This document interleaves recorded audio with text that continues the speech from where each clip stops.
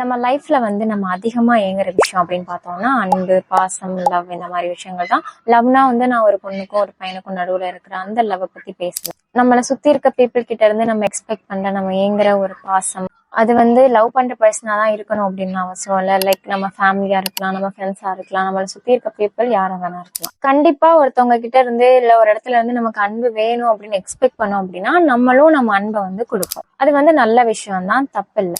ஆனா உன்னோட பாசத்தை வேல்யூ பண்ணாதவங்க, உன்னோட அன்பை வந்து புரிஞ்சுக்காதவங்க, அவங்கள வந்து எப்படியாவது ஹோல்ட் ஆன் பண்ணி நம்ம லைஃப்ல வச்சுக்கணும், நம்மளை விட்டுட்டு போயிடாம அவங்கள நம்ம பாத்துக்கணும் அப்படின்ற மாதிரி நம்ம நிறைய எஃபர்ட்ஸ் போடுவோம். நம்ம போய் சில நேரம் கெஞ்ச கூட செய்வோம். சோ நீ வந்து உன் லைஃப்ல நிறைய எஃபர்ட்ஸ் எல்லாம் போட்டு எப்படியாவது அவங்களுக்கு நம்மளை பிடிக்க வச்சணும்னு சொல்லிட்டு கெஞ்சிட்டு இந்த மாதிரிலாம் இருந்தனா please don't do that. So இன்னைக்கு இந்த வீடியோல நம்ம எதை பத்தி பேச போறோம் அப்படின்னா, don't peg people to choose you.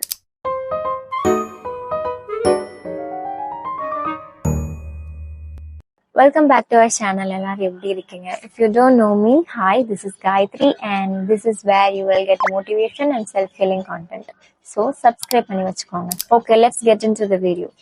நான் சொன்ன மாதிரி don't beg people to choose you. அதை விட நீ பண்ணவே கூடாத விஷயம் என்னன்னா, don't beg anyone for love. Suppose இப்ப வரைக்கும் நீ கெஞ்சிட்டே இருக்க, எஃபர்ட்ஸ் போட்டுட்டே இருக்க அப்படின்னா நான் சொல்ல போற இந்த 5 விஷயம் கண்டிப்பா உனக்கு ஹெல்ப் பண்ணும். Step 1, accept the truth instead of creating excuses. சும்மாவே பார்த்தோம்னா நம்ம எல்லாம் வந்து எக்ஸ்கியூசஸ் கிரியேட் பண்றதுல ரொம்ப எக்ஸ்பர்ட்டா வேற இருப்போம். இப்போ நம்ம என்ன பண்ணுவோம், அவன் வந்து நம்மள அவாய்ட் தான் பண்றான் அப்படின்னு நமக்கு கிளியராவே தெரிஞ்சாலுமே ஒருவேளை பிஸியா இருப்பாங்க, அப்படி இல்லைன்னா போன் யூஸ் பண்ணாம இருந்திருப்பாங்க, போன் செக் பண்ணாம இருந்திருப்பாங்க, இந்த மாதிரி எல்லாம் நம்மளை கன்வின்ஸ் பண்ணிப்போம். சரி, ஒரு 2-3 நாள் பிஸியா இருப்பாங்க, ஓகே. மாச கணக்கானாலும் ஒரு சின்ன எஃபர்ட்ஸ், ஒரு சின்ன சேஞ்ச் கூட இல்லைன்னா அப்படின்னா வந்து அவன் பிஸியா இருக்கான்லாம் அர்த்தம் இல்லை, அவன் உன்னை ப்ரியாரிட்டைஸ் பண்ணலன்னு அர்த்தம்.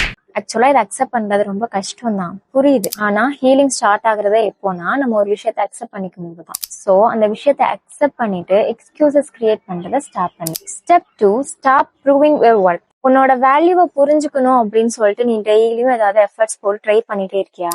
ஃபர்ஸ்ட் அதை ஸ்டாப் பண்ணு. Because people who truly value you prove பண்ணு அப்படின்லாம் கேட்க மாட்டாங்க.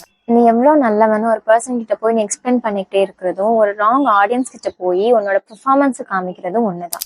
ஸோ உன்னோட ஒர்த்தை ப்ரூவ் பண்றதை ஸ்டாப் பண்ணு. Step 3, stop chasing people who already know your feelings. ஒரு பாயிண்ட்டுக்கு அப்புறம் வந்து உன்னோட வேல்யூவை, உன்னோட பாசத்தை வந்து நீ ப்ரூவ் பண்ணிக்கிட்டே இருக்கணும் அப்படின்னு அவசியம் இல்லை.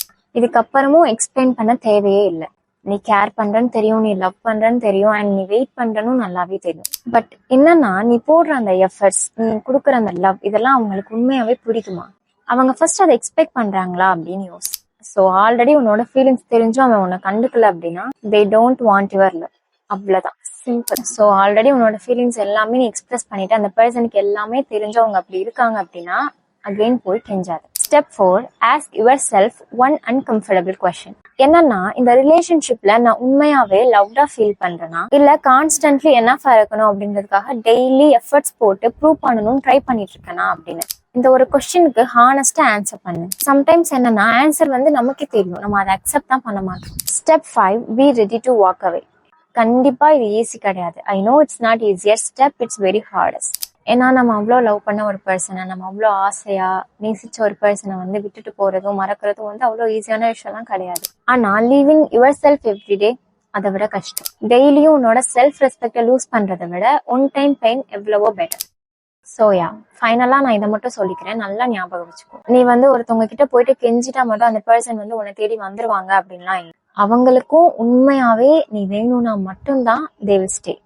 உண்மையான லவ்க்கு பார்த்தோம்னா, அதாவது ரியல் லவ்க்கு வந்து ஒரு கன்வின்சிங் அப்படின்ற விஷயம் வந்து தேவையே இருக்காது. நீ வந்து ஒருத்தவங்களை ஃபோர்ஸ் பண்ணி உன்னோட வேல்யூவை நீ புரிஞ்சுக்க வைக்கிற, அல்லது உன்னோட லவ்வை வந்து எக்ஸ்பிளைன் பண்ணி தான் வந்து நீ ஒருத்தவங்க உன்னை அண்டர்ஸ்டாண்ட் பண்ணிக்கணும் அப்படின்னா they were never the right person to receive it.